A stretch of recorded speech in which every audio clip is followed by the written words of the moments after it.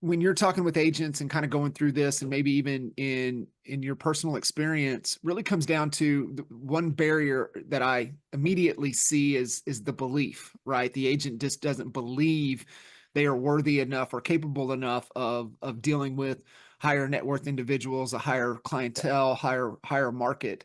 Kind of talk to us through, maybe how you dealt with that, and then how you help and coach, your team and other agents to just let go of that limiting belief. Yeah. Hey, I'm still working on it. I'm still working on it. I grew up in Idaho, northern Idaho. I'm a farm boy. Like I drove grain trucks. Like my dad was a trucker. That's where I come from. And Yeah. so uh, there's certainly limiting beliefs in that, and uh, it's challenging. It's challenging, but I think the perspective of uh, has anybody ever like flown into New York City? Hmm. Has anybody like flown in, or Chicago is another good example? Uh-huh. You look down on the city, and then your mind is just like blown away by the economics that you're looking at. Hmm. Right? There are trillions of dollars like all over the place. You look at the hillside, $1 billion worth of real estate. Like you could sell that. And it's that kind of like shift in framework that I think is a really important starting point for people who are trying to level up their price point, because it really is just relative. Talking that example that we sold in December, that $5 million transaction, he's looking at like, a monthly payment of, $40,000 a month. He doesn't care. Like Yeah. it's not a significant amount of money to him as a buyer, right? He's Right. making 300. He's totally able to afford Yeah. a payment on a house like that. And so his his reaction as a client to that purchase at the $5 million price point is exactly the same as somebody who's spending, 30% of their income on a $500,000 transaction, Right. right? It's his reaction was totally the same as a 500,000 that's making, 100 grand a year. Right. So it's just they're understanding the way they think and being able to just step back from it. I remember kind of growing up, one of the early mentors, just he was a local builder, just a just a good old boy, right? We worked for him, during the summers, and we worked for him after school. This is still high school, coming out of high school, and back at the tailgate, drinking a beer type of guy.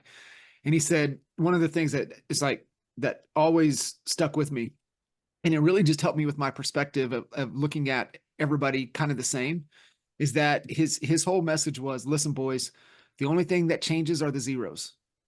That's it.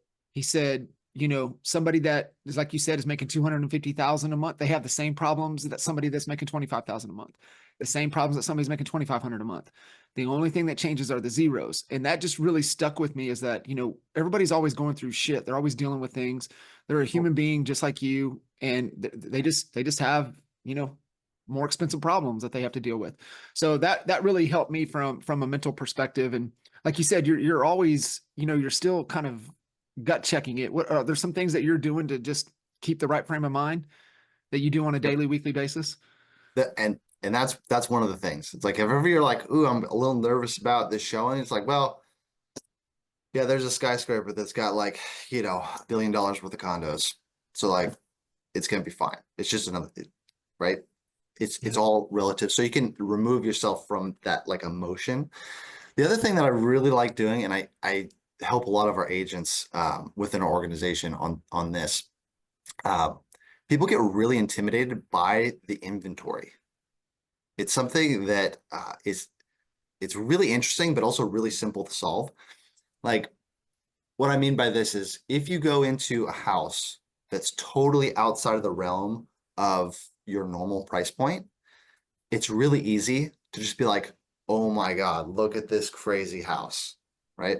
And that's actually not the reaction you want to have when you're with somebody who's capable of buying that house, right? So you have to get uh, your thermostat set on standards when it comes to the inventory. So it's a double-edged sword, because when you start to get really picky and you start learning about the inventory, like I just walked through a new construction house, same neighborhood we were just talking about. It's like $11 million. I walked in, I was like, they missed the mark on like a bunch of stuff. And so you can actually like train yourself to neutralize like the inventory itself by just going through as much of it as possible. And it kind of it takes away that fear of selling something that you're not comfortable with. And that really helps the interaction as well. Because if you can go into, you know, a high price point home and just be like, you know, I like the layout, but they missed the mark on these materials. Like it actually helps you build that relationship with your client, because like, oh, he's not just trying to, it's not just a price point thing. He's not like nervous he's actually giving me really good information. And so I think that's another good way that you can kind of trick your brain into not feeling overwhelmed by higher price points. Like if you just go tour as much of it as possible, you go preview as many homes, you go to all the broker opens and just get yourself in these spaces, it will start to neutralize like how grand it is. You're like, okay, well, I saw 10 of these today. And like, Yeah. these 4 kind of look the same.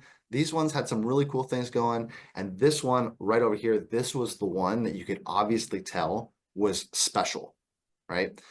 And so all those other 9, you're like, okay, yeah, it's just another house.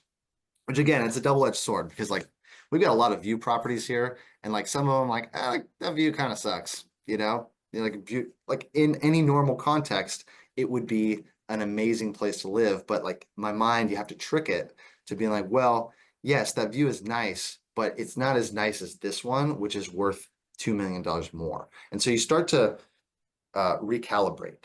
So like a recalibration process of the standard of home. And it's really helpful when you're then showing properties to clients, because you're not nervous about like, oh, I'm going into a fancy home.